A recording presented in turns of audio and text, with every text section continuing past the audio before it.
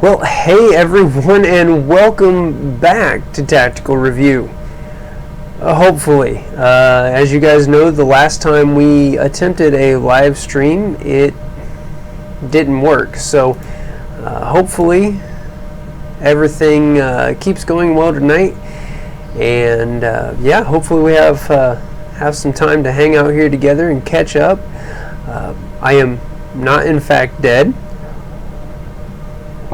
I have just simply been very busy, which has prevented range time and editing of the videos that I do have in the wings.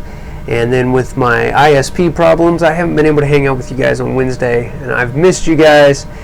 And yeah, and the flip side is that I've gotten so used to not being able to stream on Wednesdays that we're making this up kind of as we go. Screw it, we'll do it live, right?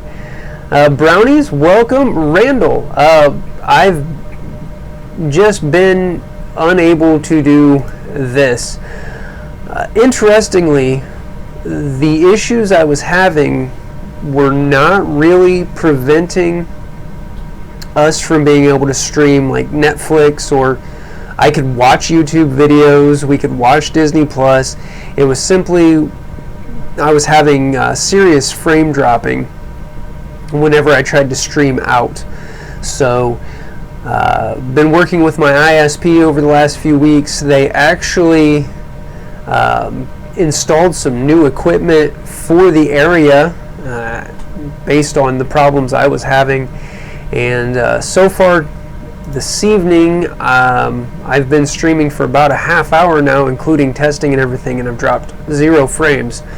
So fingers crossed we're going to have a great connection, and the conversation, well, that's poor on my part. So, and we've got Elias over in the live chat. I asked him fairly late in the evening if he would be able to join, and yeah, because I wasn't entirely sure that my internet woes had been fixed to the point that we would be able to do this.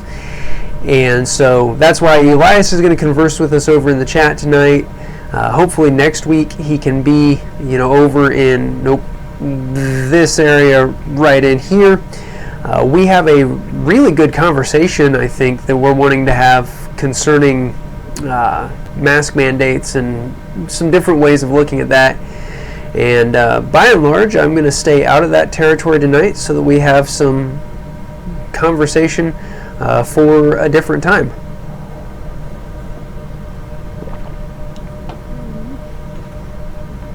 We've got Joe over there. Joe, I am so sorry that things didn't work out for us to get to the range. I've been seeing your pictures on Instagram, and it looks like you have definitely traded for an upgrade in Countryside.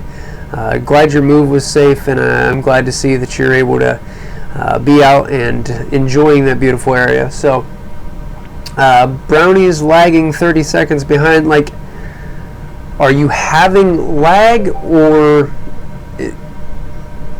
are you just? I don't know how to ask what I'm. I don't know how to ask what I'm trying to ask. Anyway, and Liberty Review, local companies for the win, absolutely. Prior to the company I'm with now, who is, like, I could drive 8 minutes and be at their only office, or their main office, and they have one small branch office, doesn't matter.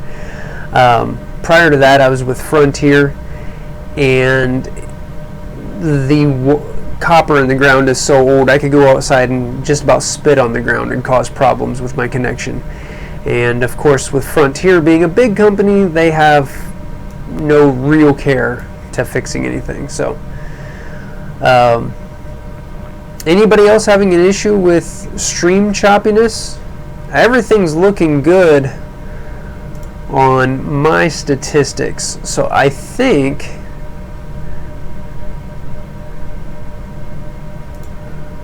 pull stats up. Yeah, I've had no dropped frames since I've connected to YouTube tonight. Can't replicate the bug, closing won't fix.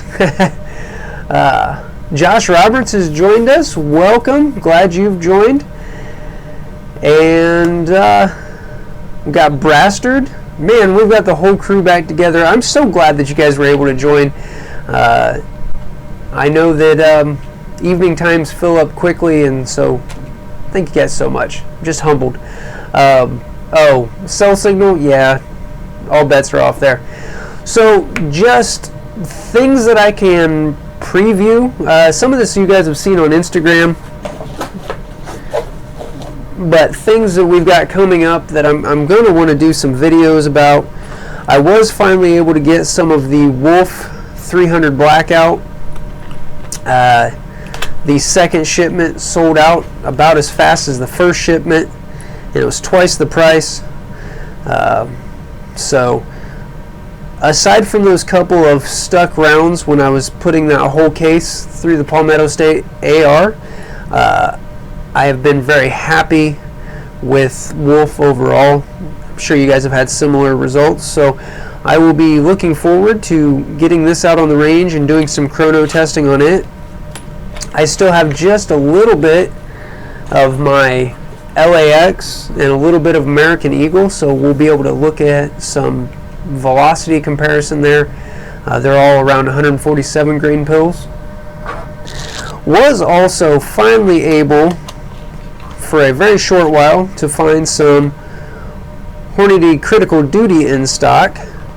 So we will be getting the, I'm sure you guys have all seen that. I don't know if it'll focus even. It's all shiny. Be taking the AKV back out to the range and doing another test with defensive ammo. Evidently the shape of that bullet helps it feed better into the AKV. That said, if you're a spare gold dot person, I would say that the AKV is still worth a look, because it looks like I am the minority in my AKV not wanting to eat my gold dots. Chad Wiley himself has fed his AKV gold dots. Texas 2A Video ran gold dots through his.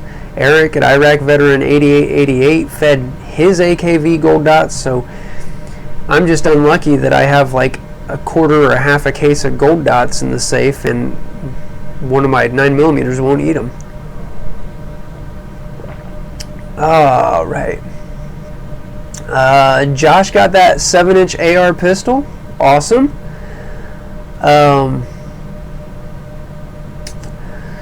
Joe, getting an AR soon. 3 biggest things to look for.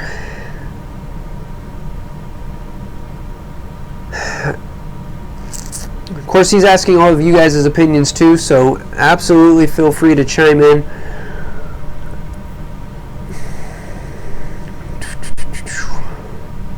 I would look into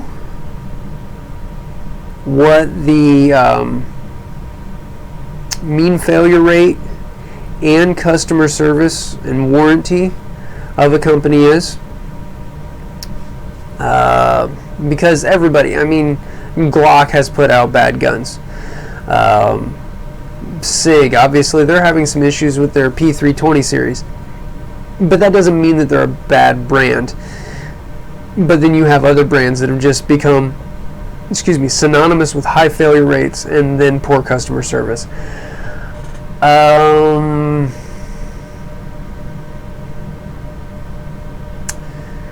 Man, other than that, I feel like I would need some kind of quote-unquote mission parameters before I made a lot of recommendations.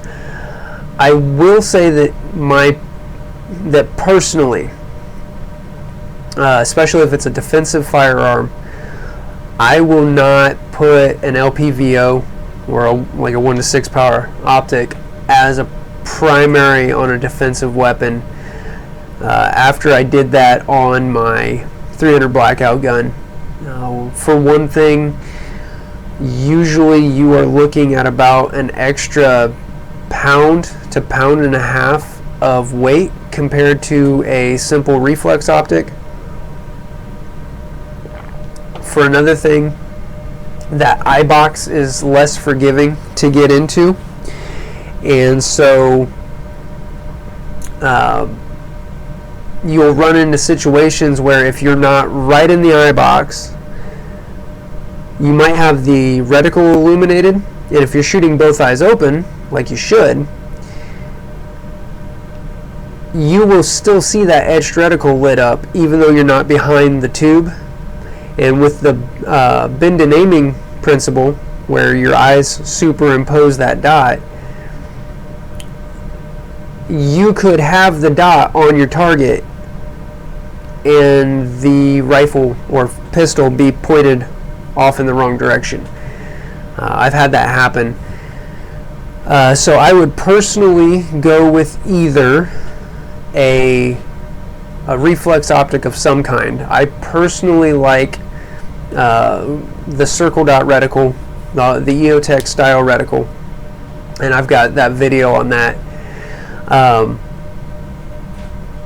And then magnifying that would be fine. Obviously you're going to add some weight with the magnifier, but or if you're going to go with a 1 to 6 power low power variable optic, get a 45 or even a 30 degree. Arisaka I think has a 30 degree mount, and get like a pistol red dot and mount on the offset so that you can go right to offsetting and looking down a reflex optic without breaking your cheek weld, without breaking your shoulder weld. I know for a while, and Trijicon still sells it, they had the ACOG that had an RMR that was top mounted, and the problem with that is if you're behind your ACOG and then you need to look through the RMR for CQB, you've got to break your cheek weld and go up to a chin weld. So by rotating, you eliminate that. I think Garand Thumb did a big video on that, and I know that Lucas at T-Rex Arms has talked about that.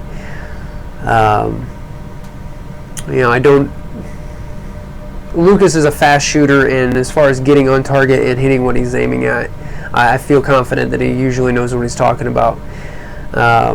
If it comes to like unit tactics and self-defensive stuff, I haven't watched enough of his stuff to say yay or nay. And I know he's got a lot more subs than me, so might is right to a degree. Anyway, Randall, you can lead an AK to the range, but you can't make it eat. Bet. I've got a Potovach U-loader and like 2 cases of X39. I can make it eat.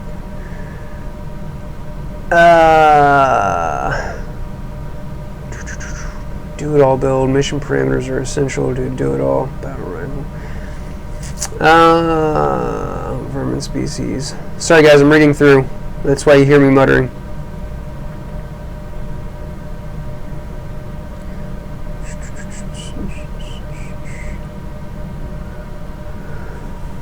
Okay, boy.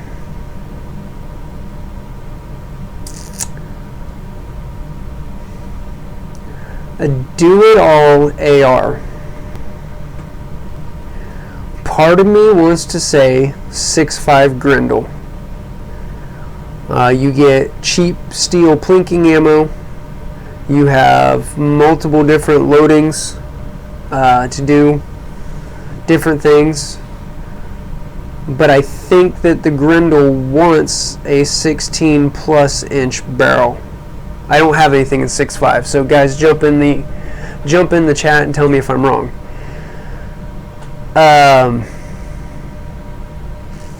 Other than that, for the ammo cost and availability, I'd probably definitely go with a 223-556 chamber.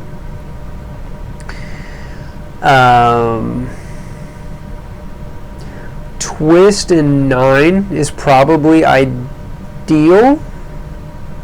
I know twist in 7 is very, very common, but it's going to like the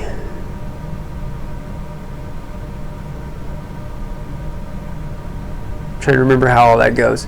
It's going to prefer typically a heavier projectile. So the Twist and 9 should stabilize your 55 grain just slightly better. A 12.5 to 14.5 pistol might be your best all-arounder. It's just that few inches shorter than a 16-inch, so it's going to make it easier to drive in and around structures while still giving you enough muzzle velocity to extend out if you need to.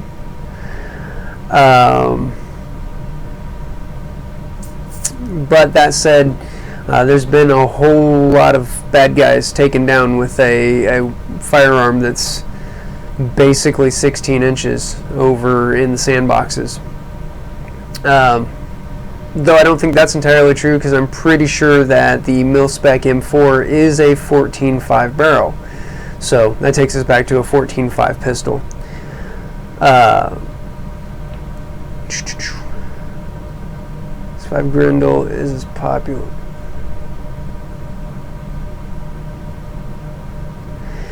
Yeah, and that's the thing. 6.5. I haven't looked at 6.5 Grendel in a while. Of course, right now any ammunition is hard to come by.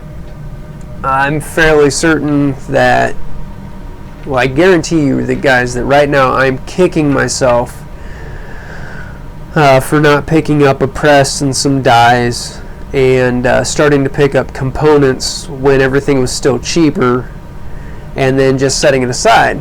Instead, what I said was, it doesn't make sense for me to reload 9mm at 14 cents a round when I can buy it at 18 cents a round. And that was absolutely true. I stand beside that.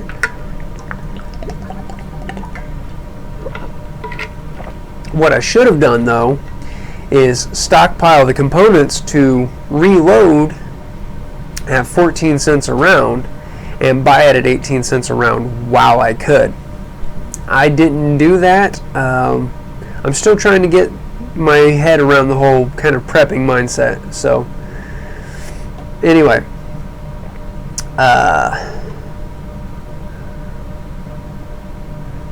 Zfael's here. How you doing, man? So, I don't know. Are you any clearer? Have any more direction on what you want to do with that AR, Joe? Or, I mean, we can keep hashing it. The thing is that there's a use case can be made for almost every configuration that there is.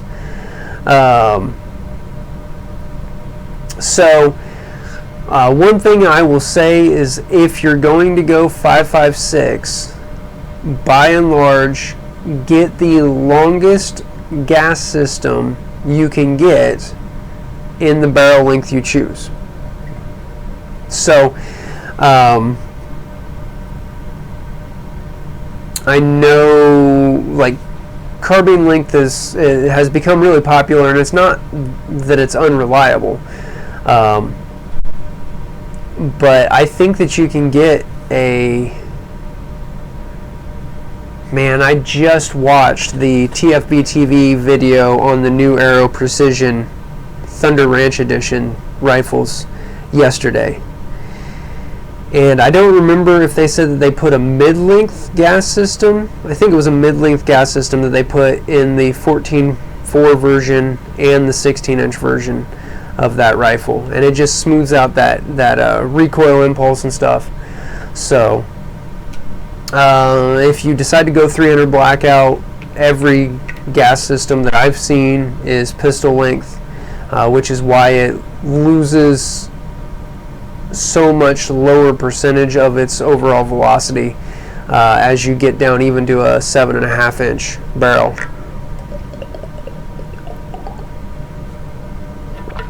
So, yeah, Brastard, you're right. Ammo prices aren't going down anytime soon. If you guys find local deals, you snag them up. And that's what I'm finding now. Early on in all of this, and since I started the channel, the best way to buy ammunition was to buy bulk online. And at this point, I'm actually finding that my local farm stores, when they get ammunition in, it's very close to pre-pandemic prices. So it's just a matter of being there when they get ammunition in. So I can still get brass locally, brass 9mm, excuse me, for 18 to 25 cents a round. Well, the last time I saw Wolf steel case 9mm come in stock online, they were asking 30 cents a round for something you can't reload. That's dumb. I've still seen brass case 223 locally for 40 cents a round or so, but it just goes out of stock really quickly. So keep an eye on your local Academy Sportses, your local Rural Kings and Big R's and places like that. You're not going to be buying it a case at a time, but you could get a few boxes at reasonable price. So reloading components are out of stock and fairly hard to find. However, reloading equipment doesn't look like it has spiked in price the same way that firearms and ammunition have. So like I said, that's my next purchase, I think, is a 4-turret press, and we'll go from there. Good deals on AR-10 uppers. PSA when they come in stock. I mean, the question that you have to that I need to ask is, whose lower do you have? Because keep in mind that AR-10 is not a standardized platform in the same way that AR-15 is. So by and large, whoever's lower you have, you're going to want to buy an upper from them as well. There are some exceptions to that, I realize, but as a rule of thumb,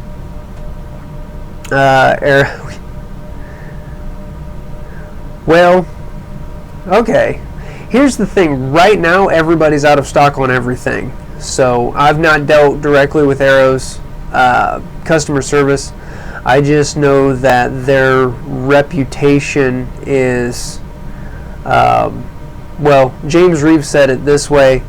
He used to think that it's this cheap it can't be good, and now his opinion of Arrow Precision is it's too good to be this cheap.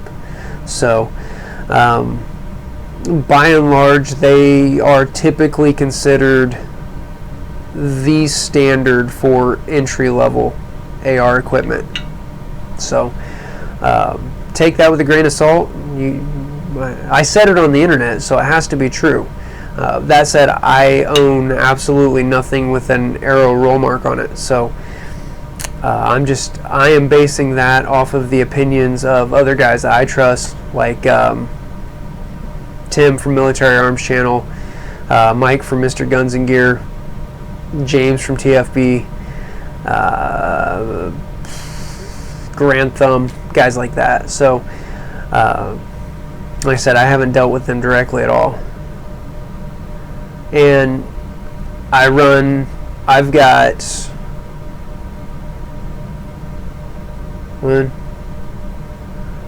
I've got 2 Palmetto States riding on Anderson lowers. I put a Palmetto State lower under that Brownell's AR-180 upper. I've been really happy. I've personally had really good luck with Palmetto State Armory. That said, I'm on their Facebook group, and I have seen where quality assurance has failed, and sometimes customer service is just inundated.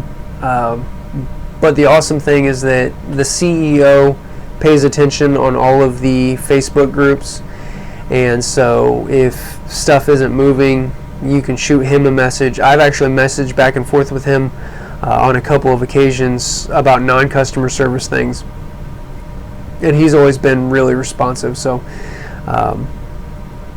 it's not I don't know of any other time that a company that moves as many units in their industry as Palmetto State that I've reached out to the CEO as just a peon off the street and gotten a response back. I think that's awesome. So My personal opinion of Palmetto State is really, really high. But like everybody, they're out of stock, and like everybody, they have lemons. And it's a question, in my mind, like in the IT world, I have seen more failed HP laptops than any other brand.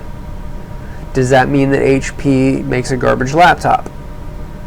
I can't say that for certain, because the other thing that I know is that you can go to Walmart and with a few $100s walk out with an HP laptop. So is it kind of a confirmation bias thing that they have more units out in circulation, so of course I'm going to see more failed units? I don't know, and I've not seen raw production and raw sales numbers, obviously. Cheap anymore, $650 for a stripped upper and lower. Actually, that's a really good point. So last November, I built that M4, the basic AR Palmetto State Freedom Rifle. I spent total price, including iron sight, I think I spent $360. That included taxes, shipping, FFL fee, lower the works. That same build kit now is like $470 just for the build kit, and then you've still got to get a lower, you've still got to get a rear sight. And it's easy for us as consumers to scream price gouging, but I don't know that that's entirely true. I have heard through other industries that there's actually a bit of an aluminum shortage right now, so the raw materials are getting scarce in the short term, coupled with the fact that it's just good business sense that if you can charge a markup, we're not talking, we're not talking a certain vendor selling Wolf steel case ammunition for 90 cents a round when everybody else was still selling it at 19 cents a round. We're talking about I'll grant you, 25% increase. But that's pretty consistent across the board, and it's probably at the low end across the board for the industry. Back in January, you could go pick up a Smith & Wesson M&P 15 for $450, $500. Now they're selling for $650. It's just, yeah. Now's the wrong time to build one for cheap. But the AR is such a versatile platform that I think that every safe should have one in it. So if you don't have one in yours and you are in a position to pay the current prices, I'm not going to tell you it's a bad investment. Okay. Through free, yeah. Like I said, Palmetto State's big thing is they've grown very fast. They're putting a lot of units in the field, and so sometimes they're just flooded.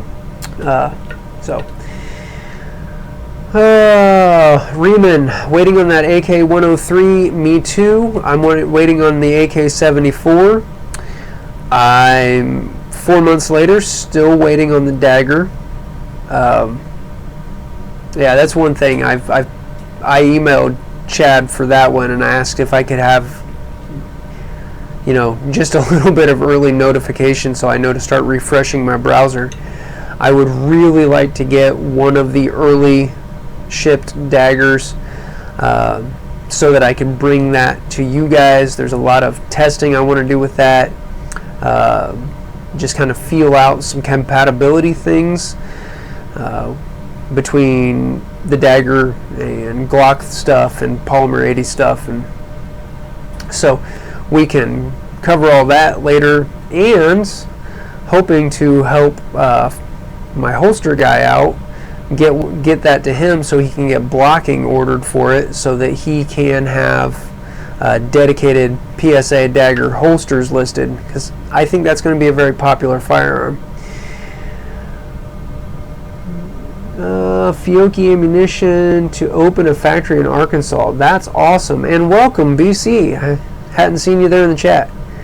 Fiocchi is what I run for my home defense loads in my 300 Blackout gun. So, was able to get that for, it's been a while back. And that Fiocchi, it was the Fiocchi Extrema, the blue tip stuff. And it's one of the highest recommended kind of varmint / self-defensive loads for 300 Blackout that's supersonic. And it took months for that to come in stock, and I was actually able to get that for like 65 cents a round. So bought several hundred rounds of that, pre-pandemic obviously.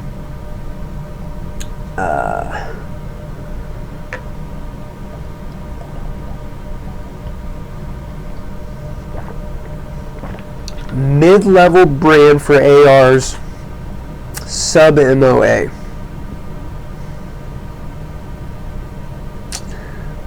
Bravo Company? Probably. Sons of Liberty Gunworks? I don't know. My problem there is that I'm not a sub MOA shooter. I feel accomplished when I'm shooting Minute of Bad Guy. So I will need somebody else who is a precision shooter to chime in. But that said,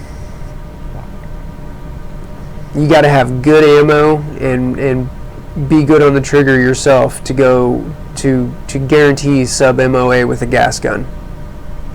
Not impossible. Most of the guys I watch are easily able to do that, but they know what they're doing.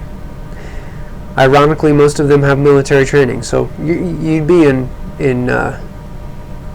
good company there. Shiba makes junkiest laptops. HPs are pretty good on commercial models. You can break any computer code.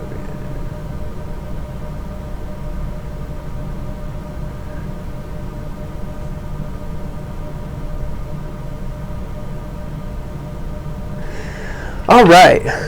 Wow, we caught up with the chat, and again, obviously, any questions? Big part of the reason that we do these Wednesdays is so that I can hang out with you guys, and so feel free to take control of the direction of the discussion. Once again, honestly, I didn't have a lot of solid subjects and research nailed in for tonight because the last 3 weeks that I have tried to live stream, it's just not worked. So my confidence was a little low, and well, you know how it goes. When you fail to prepare, you prepare to fail, and all that. So one thing I want to talk about, and it was on the docket for last week, is the current situation with the McCloskeys in St. Louis. And just that situation, the more that comes out about that situation, kind of the more confused I get. So we'll start with, I don't remember exactly the date. If somehow you have missed the story, there was a well-to-do family in St. Louis. They live in the same kind of gated community type area as the Mirror, and a mass of peaceful protesters decided that they were going to storm the mayor's house, and in the process, the lane that they chose to take was a private lane bordering on the McCloskeys' property. Mind you, it was a gated lane. This wasn't a public street. contrary to what some news reports were saying. So these protesters literally tore down a wrought iron gate and were surging across these people's backyard. Some of them had melee type weapons. So what Mr. and Mrs. McCloskey did was they went inside and he grabbed an AR and she grabbed a pistol and proceeded to come out and defend their homes. There was a lot of discussion about lack of training, lack of trigger discipline,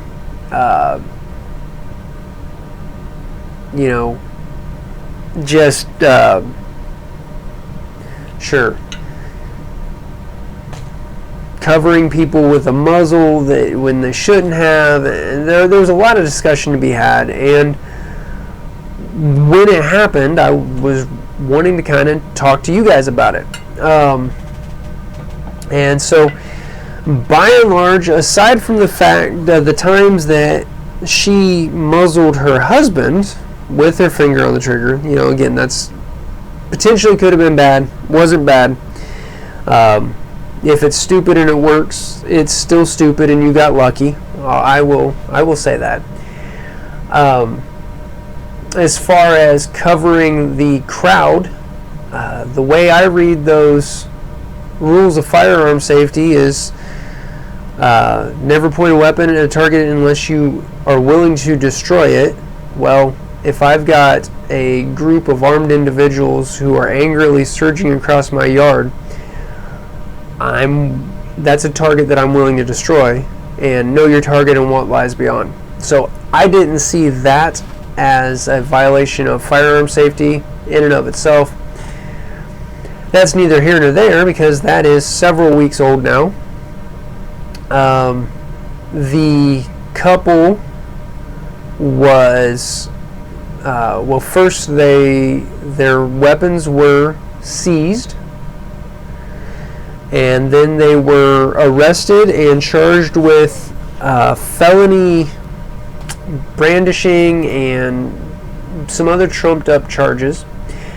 And these were all things that I've wanted to. This is 2 different weeks of things that we just didn't get to talk about on a stream. And Riemann, I'm coming back around to that.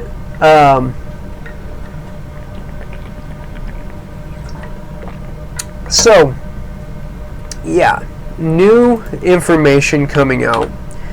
For one thing, the McCloskeys, or the attorney from the McCloskeys, has requested a special prosecutor for the case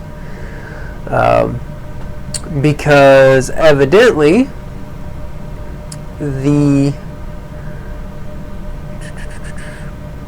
St. Louis Circuit Attorney Kim Gardner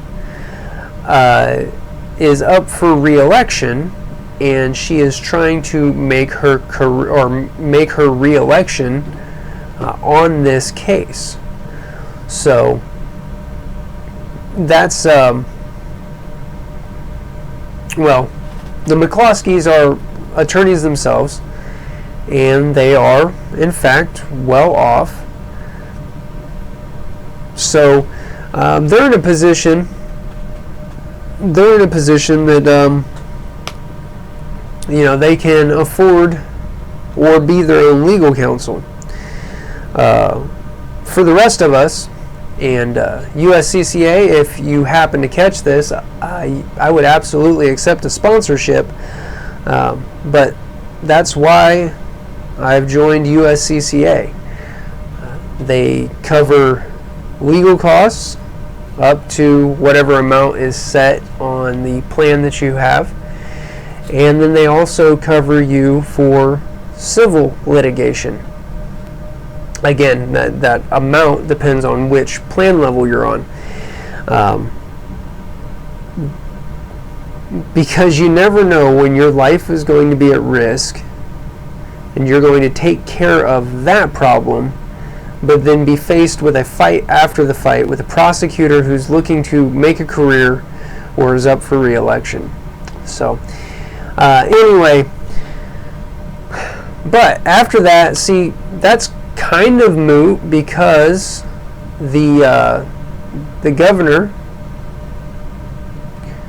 and I'm not from Missouri, so I don't remember, Governor Parson, he's already said that he will pardon the McCloskeys. They were in reasonable fear for their life. Missouri has a fairly robust castle doctrine, stand your ground, all that. But anyway, new information coming out, as Riemann alluded to, is that the handgun that Mrs. McCloskey had was inoperable. They actually had rendered that inoperable so that it could be used as a prop in a court case for themselves. Furthermore, if you read that Ammo Land article that I just linked, evidently they had no ammunition for the AR-15.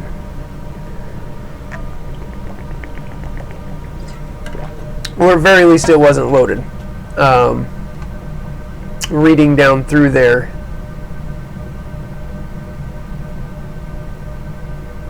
yeah, it has been reported the police did not find any ammunition for the rifle Mark McCloskey possessed at the time of the incident.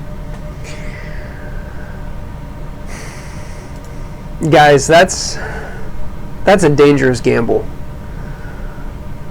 I don't speak from a point of experience when I say what I'm getting ready to say. I speak from research with the hope that I never have to experience for myself a life or death self-defense situation. If you are not ready, willing, and able to employ a firearm in self-defense in the situation you're in, then don't bring it to bear at all.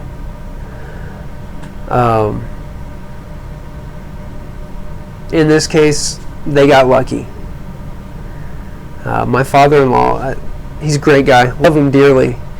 We've talked, he's not anti-gun, but just not, he's not a gun guy, and that's okay.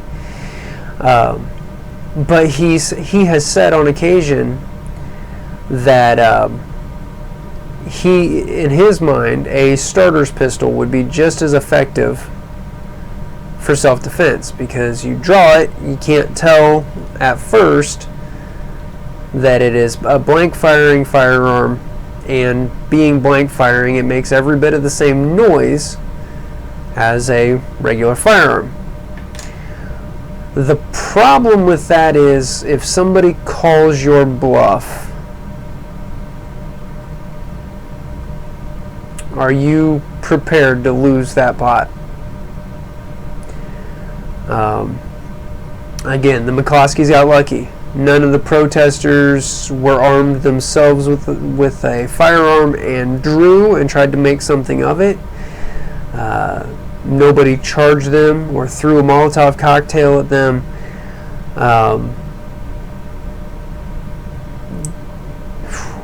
Yeah.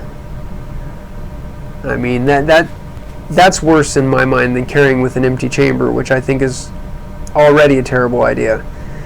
That's like saying I don't have to wear my seatbelt, I'll have time to put it on because I'll see that I'm getting into an accident.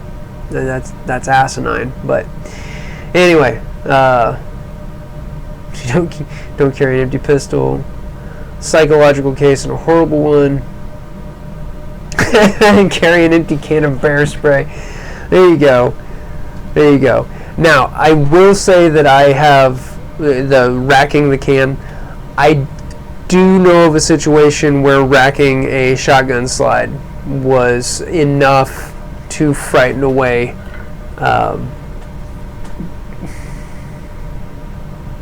I don't know how serious, how intent the individuals were. Honestly, I think that they were kids planning to prank a friend. And the worst worst case scenario is it would have been a TPing. And keep in mind though, I live in the middle of a bunch of cornfields. My situation, my experience may not be commiserate with the rest of the country. So, yeah, anyway, I'm sure there is a lot more to glean from the McCloskey situation. And who knows? Mr. and Mrs. McCloskey are left-leaning individuals, at very least left of center, and they are being eaten by their fellow left-leaners. So I don't know what this is. I feel like all of 2020 is definitely challenging some people's political views. And I guess if there's any good time to have that really challenged and stretched, it's probably on an election year. Of course, there's also the good possibility that the fact that this is an election year is the reason that some of this stuff has slid so far sideways, like like running over a fresh pile of crap on the road. But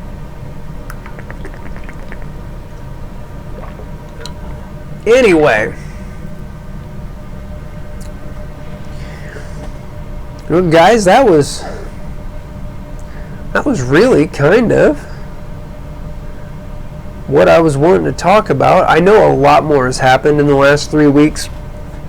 I said every week I've had several things lined up, or at least one big thing that I wanted to talk about, and then the stream just wasn't able to happen. So a lot of that's old news by now. Oh man, need more reason and logic. So, talking about the educational system, which is something I feel slightly qualified to do. The problem is manifold. Since we have moved to a social education system, and on the surface that seems like a good thing, but the problem is that the state is always going to want more power. We can look early in this nation's history and see that as ideological as everything was in the beginning, very quickly, power corrupts, and absolute power corrupts absolutely. And so we have an educational system that's being administered by the state. So slowly but surely we can look across the last 30, 40, 50 years, and we can see how parts of education have really turned towards reinforcing dependence on the government. So that's one part of the problem. That's probably the overarching part of the problem. But more directly to your point, BC, about needing reason and logic, is that, and it's the reason that public primary schools really don't prepare students for the real world very well.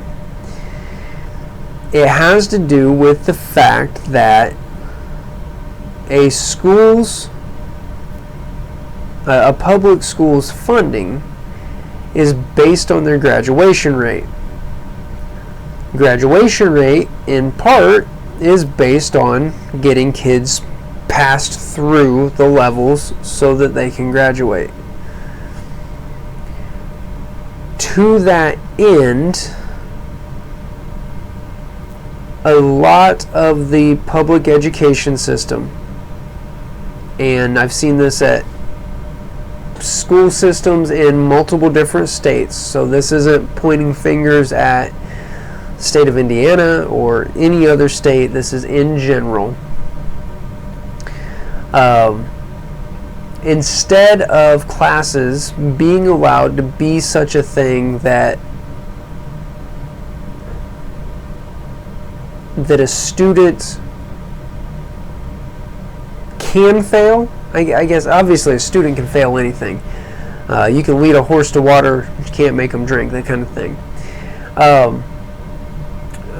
But when a student fails in the primary education system, the school and thus the instructor are penalized to a degree. And so we've developed this system wherein there is a lot of academic hand-holding, and so that we can progress them through and then graduate them, so that our numbers look good, so that our funding continues, so that we can keep the doors open. And it's really a vicious cycle. And so that's why we see students leave high school and be completely unprepared for either college or the workforce. Because at the college level, if you fail a required course, well, you've got to retake it. You've got to pay for it again. And this time it can't come out of your financial aid. And you've got to have that credit to graduate. So it doesn't matter to the college if the course is challenging and you can't do it. Now, even in the paradigm that has been created, an individual who desires knowledge can still leverage that system. So I don't want this to come across that I'm completely saying that it's worthless. But from a practical standpoint, it's an inferior system. It's subpar,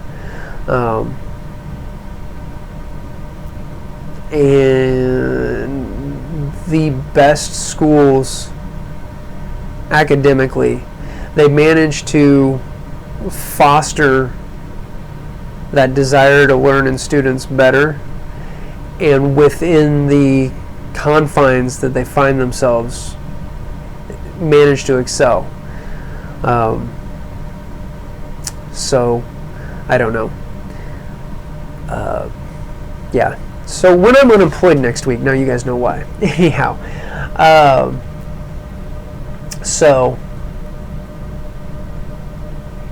and also to that end, I really think that coding and robotics type classes are super awesome, because they give you a way to think logically through a progression that gives you a result you can see and can be a little bit more interactive and fun,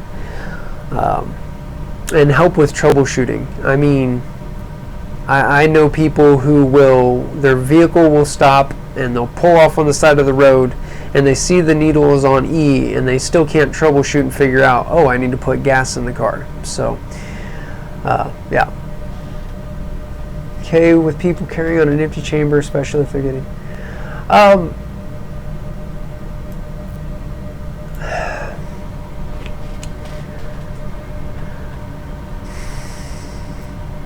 my issue with empty chamber carry is simply the fact that if the worst happens, usually you're going to realize that you are in a violent encounter that is going to require your firearm at a range of 1 to 3 yards.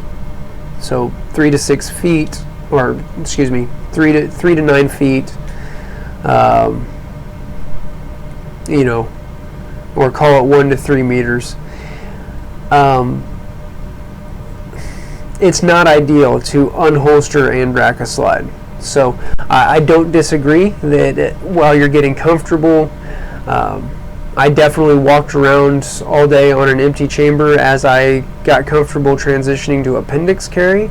So I'm not going to say there's not a place. I do think overall that my illustration of trying to put your seatbelt on during an accident in progress is probably still accurate, but different strokes for different folks. You know, I'm not the be-all end-all of any knowledge, and you guys could go back and nitpick any of my range footage and, you know, pick apart what I do wrong too.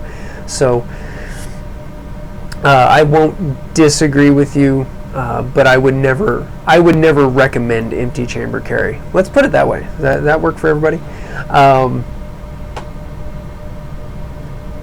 Yeah.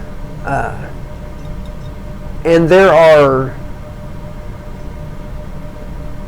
are different firearms that change the dynamic of some of that too. So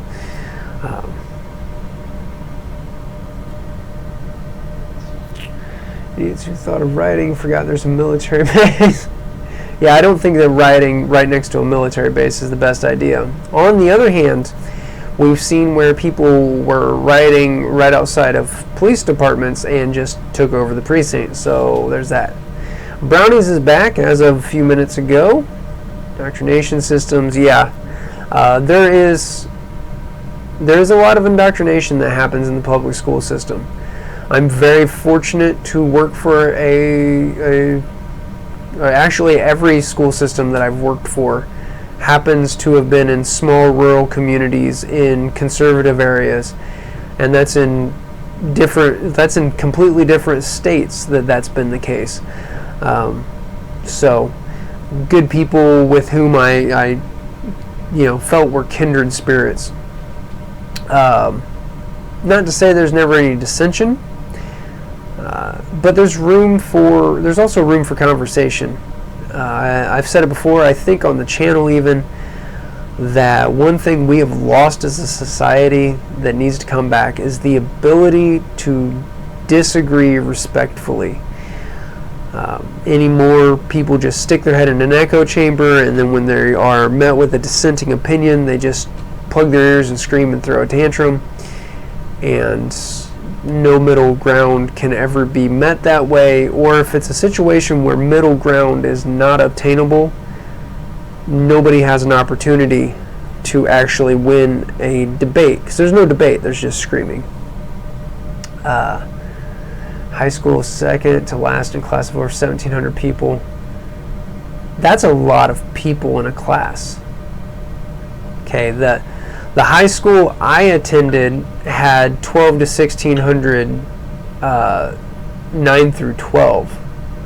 So your graduating class was bigger than my whole high school. That's crazy. Sniper gun. I don't have a sniper gun. One and two. Unfortunately, if I were to show you guys a firearm on a YouTube live stream, I would no longer have a YouTube live stream going. So, wish I could. Sadly, I can't. In the house or on your property, I'd say okay without one chambered, but when you leave, it should always be ready to go. I think that's probably a good way to. Other people smoke crystal meth on live streams. I won't do that either, though. Hidden Gem 27, biggest loss in schools is a lack of religious knowledge. No religious education equals a bunch of idiots. They're biased against. He who dares not offend can't be honest. That's a great quote. And Hidden Gem, I'd say there's a lot of truth to that. And then I would come with a counter argument that even though it's not branded as religion, the public school system does in fact teach faith. They just teach it as atheistic secular humanism. It's not branded that way, of course, but science classes teach a lot of faith. In the beginning, all matter was contained in one infinitesimally small spot in the center of the universe. Don't ask where it came from. It was just there. That's faith. Faith in the government, faith in the system. Absolutely, the public schools teach faith, but it's not branded as faith. And then without teaching any other viewpoints, yeah, once again, we aren't teaching our children how to consider other viewpoints unless they are brought up at home with another viewpoint. And then it's up to the parents to help them reconcile what they're being taught at school with what their viewpoints from their home background are, which I think does make for a more well-rounded individual, somebody who can learn to respectfully disagree. Divine order, there's no accident, goal of life. Having a firearm with a round in the chamber on you is better than no firearm. The end goal is to have a loaded firearm you can operate quickly.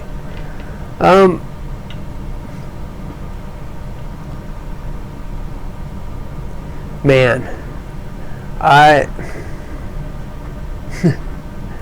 you guys are giving me some ideas for some range sessions. Of course, part of my problem is going to be the ideal from threat identification. So on the flat range, typically it's going to be a shot timer beeping will be what you would consider threat identification. From threat identification to unholster first shots on target is sub 1 second. That's ideal. I think my fastest split to first shot on target ever has been 1.5 seconds. So it'd be interesting to start throwing in that mix of having to chamber around versus just drawing and shooting, and I'll see about getting some friends to come out on the channel who'd be willing to be on a video, and we might work through that, because there is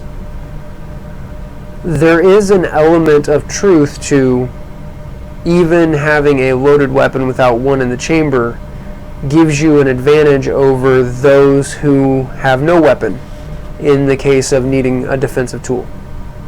The old saying is that in the land of the blind man, the one-eyed man is king. So perhaps you have to get behind concealment or cover, chamber around, and then get into the fight. Yeah, I don't know. That'd be an interesting video. Comes down to training. Yeah, there you go, Elias.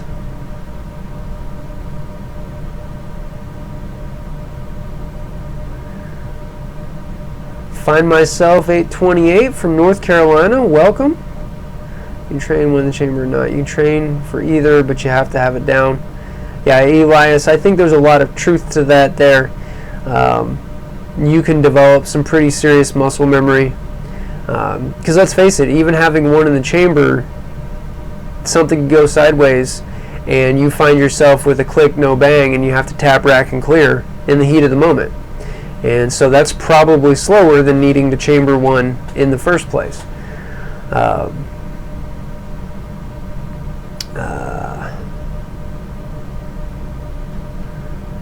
Having a pistol with an external safety, you must manipulate, slows down how quickly you can shoot the gun as well. Yeah, and that's why I'm a huge fan. I recommend no external safety on a carry handgun, but that's a comfort situation. You know, I carry in the roughly 12-12-30 position because of draw time, as well as being able to control the firearm in a hand-to-hand situation. And I do that with a pistol that's striker fired with no external safety. And the number of times I've been told I'm going to castrate myself with my firearm is uncountable at this point. So anyway,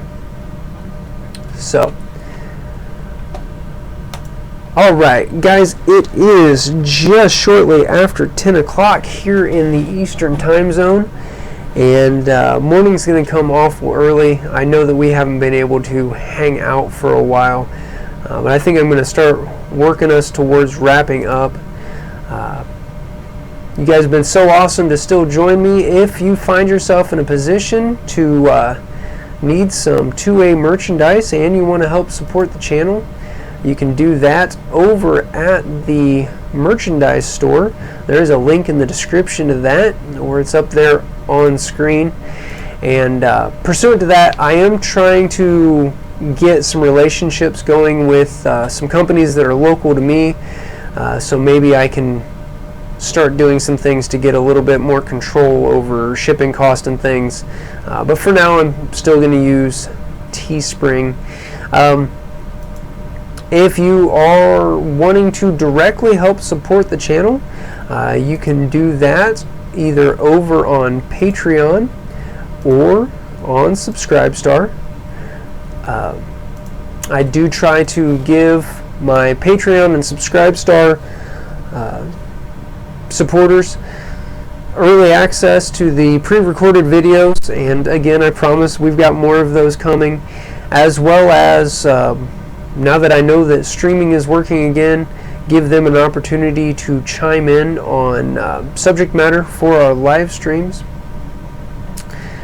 Aside from that, if you're not following the channel over on social media, I think that's a thing that you should certainly be doing. You'll see some sneak peeks of some stuff that we've got coming up, just because when I get stuff in, I tend to share that. Of course, sometimes then that leaves you scratching your head wondering what happened. It's all still got it in the crock pot, just simmering away, you know what I mean? But you can do that, Tactical Review 2019, over on Facebook and Instagram. And of course, if you haven't yet, I'd appreciate a thumbs up on the video. Make sure to subscribe if you aren't, and ring that bell here on YouTube so that you can get notifications when I do new live streams and upload new content and whatnot. Also, Gunstreamer is still around, so you might want to follow the channel over there, or on BitChute. If I have any kind of gunsmithing type videos, those will go up on one of those alternate platforms, since YouTube has gotten crappy about that. And if YouTube would just decide that they no longer want any firearms content on their platform, you will still be able to find me over on those alternative platforms. I did see out of the corner of my eye that the chat is still scrolling, so see if there's any final stuff over here that we need to cover. And feel for police officers who need to wear level 3+ retention holsters. You know, though, the thing with those is usually if you have the opportunity, hang on, I think I've got this right out of frame. Oh, golly. If you have the opportunity to try one of the Safariland thumb brake retention, the level 3 retention adds a bail hood over the back, and honestly, when you go in to grab your pistol, typically they're set up so that your thumb will catch the disengage on the bail and flip it forward.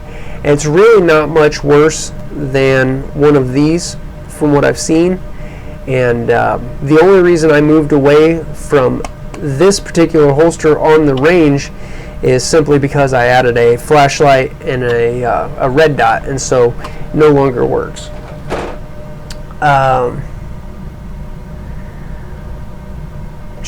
Yeah, the ALS, it's awesome. Also for range belts, the QLS system is fantastic.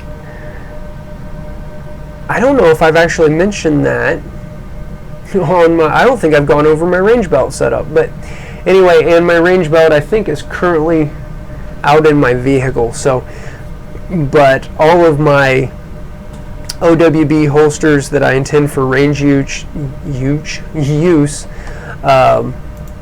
actually have a QLS fork on the back of them, and then I have a Safariland mid-drop with a QLS socket on the range belt, so that lets me quickly be able to change between all of my different handguns for range use, with the exception of the Glock 43X.